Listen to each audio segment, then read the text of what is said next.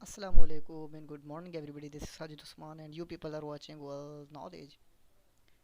Dear students, हमने जो kingdom Animalia का जो पहला पार्ट है वो हमने डिस्कस कर लिया था और जो मेन पॉइंट्स थे बेसिक रूल्स एंड रेगुलेशंस थे वो हम डिस्कस कर चुके हैं। अभी हम डिस्कस करेंगे किंगडम एनिमिलिया को के जो फाइलम्स हैं वो वन बाय वन आज हम डिस्कस करने वाले हैं। So let's start our today's class. Dear friend, ये थी फ्लो डायग्राम जो हम डिस्कस कर चुके हैं सी किंगडम एनिमिलिया और हमने आपको बताया था कि किस तरह से इनकी डिस्ट्रीब्यूशन हुई हुई है। और अभी हम स्टार्ट करेंगे किंगडम एनिमिलिया के जो सब डिवीजन हमने करे थे कि जो सब किंगडम थे उनमें एक था पैराजोआ और दूसरा था यूमेटाजोआ। और पैराजोआ में आपको पता है जो सेलुलर लेवल ऑर्गेनाइजेशन होती है हमने आपको डिस्कस किया था, बताया था सही है। और जो पैराजोआ होते हैं या वो उसमें सिर्फ फाइलम पोरीफेरा ही आता है, यानी स्पंजेस जो हैं उसमें आते हैं। और ये सिंपलेस्ट जो है किंगडम एनिमिलिया के जो सिंपलेस्ट अगर फाइलम की बात करें तो सिंपलेस्ट फाइलम क्या है, फाइलम पोरीफेरा है। Point to be noted, simplest phylum in kingdom animalia is phylum porifera. Okay, so let's start with the phylum porifera. So dear student, ये वर्ड है फाइलम पोरीफेरा। ये वर्ड का अगर मैं बात करूँ पोरी और फेरा की, से ये दो वर्ड से मिलके बना है, पोरी और फेरा। ये जो वर्ड पोरी है से ये पोरस से निकला है जिसके मानी होते हैं होल। जिसके मानी क्या होते हैं, होल या पोर्स के होते हैं। सही है, होल या पोर्स की अगर मैं बात करूँ तो इसके माने होते हैं पोर्स। सही है, पोर्स की अगर मैं बात करूँ, लेट पोर्स आप ये समझ लें कि जो छोटे छोटे आपके जो सुराख होते हैं वो।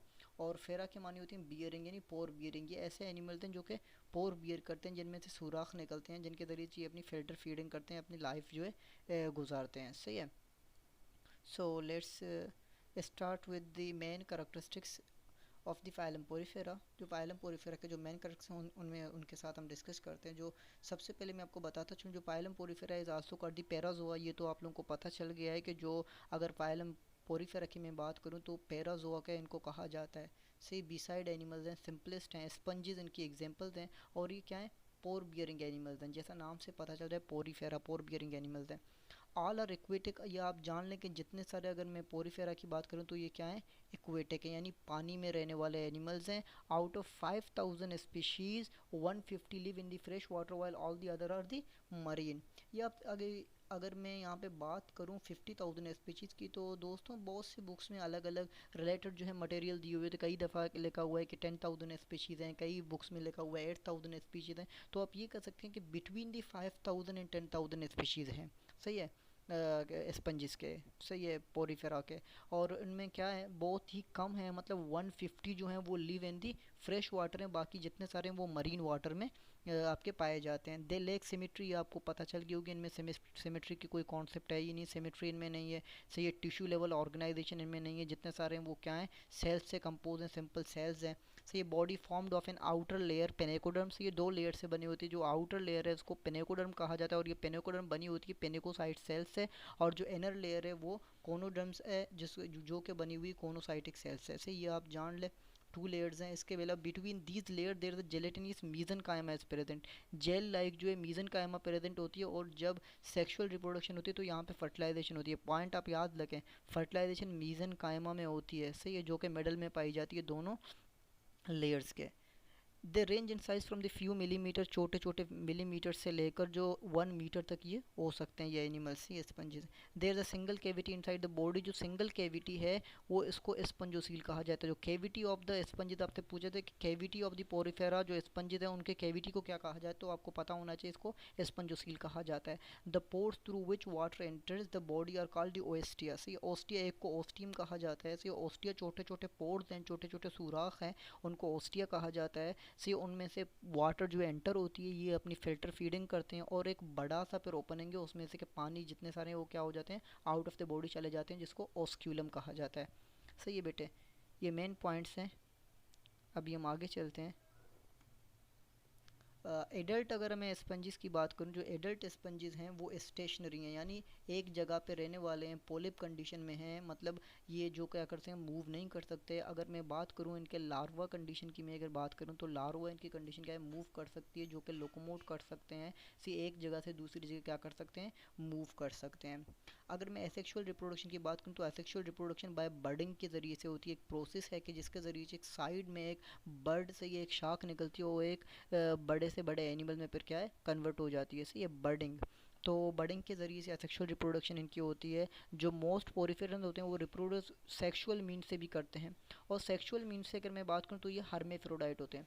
तो बेटे आप लोगों के माइंड में यहाँ पे एक बात आ जाती है कि हर्मेफ्रोडाइट क्या होते हैं। तो हर्मेफ्रोडाइट वो एनिमल्स होते हैं जो कि बोथ सेक्स क्वालिटीज़ इनमें होते हैं, यानी वो किसी एक टाइम में क्या करते हैं, एग्स प्रोड्यूस कर रहे होते हैं, और दूसरी टाइम में अगर देखें तो क्या कर रहे होते हैं, स्पर्म प्रोड्यूस कर रहे होते हैं। यानी दे हैव द क्वालिटी कि वो दोनों जो है क्या करें, गेमीट क्या कर सकते हैं, वो रिप्रोड्यूस कर सकते हैं। मतलब अगर एग्स की बात करूँ या स्पर्म की बात करूँ, डिफरेंट टाइम, लेट सपोज मैं बात करूँ स्प्रिंग्स में उन्होंने क्या किया, कोई और मतलब रिलीज़ कर लिया, फिर विंटर्स में कोई और मतलब रिलीज़ कर लिया स्पर्म या एग, सही है। तो इस तरह के एनिमल्स को क्या कहा जाता है, हर्मेफ्रोडाइट कहा जाता है, सही है। स्पर्म आर फ्रिक्वेंटली ब्रॉडकास्ट, ये क्या होता है, ब्रॉडकास्ट क्या होता है बिटवीन द वाटर कॉलम में, see that is sperm are created concentrated and sent out to the excurrent opening, सही है। जब क्या करते हैं, जब ये स्पर्म इनकी प्रिपेयर हो जाती है, इनको क्या कहा जाता है, एक्सक्रेंट जरिए से इनको क्या किया जाता है, बाहर निकाला जाता है। जब ये बाहर निकलता है तो ऐसे पता लगता है जैसे कि धुआं धुआं है, सही है, जैसा आपके स्पंज से क्या निकल रहा है, धुआं निकल रहा है, सही है।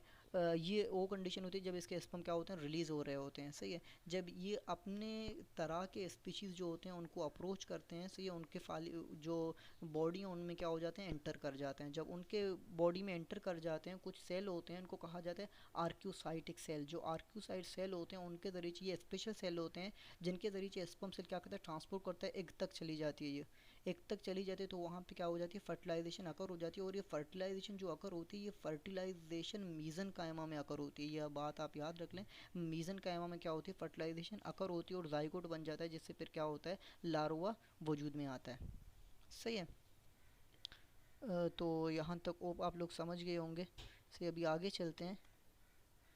Sponge that reproduce sexually produce birds, से बर्ड्स के ज़रिए, बर्डिंग के ज़रिए से होती है, सही है। और कई दफ़ा होते हैं गैम्यूल जो होते हैं, छोटे छोटे पैकेट्स होते हैं स्पम्स के, वो क्या करते हैं, रिलीज़ कर देते हैं, सही। गैम्यूल जो होते हैं वो क्या करते हैं, रिलीज़ कर देते हैं, और फिर वो क्या हो जाते हैं एक साथ, मतलब उनके ज़रिए से फिर उनकी क्या होती है, रिप्रोडक्शन होती है, एनिमल्स वजूद में आ जाते हैं।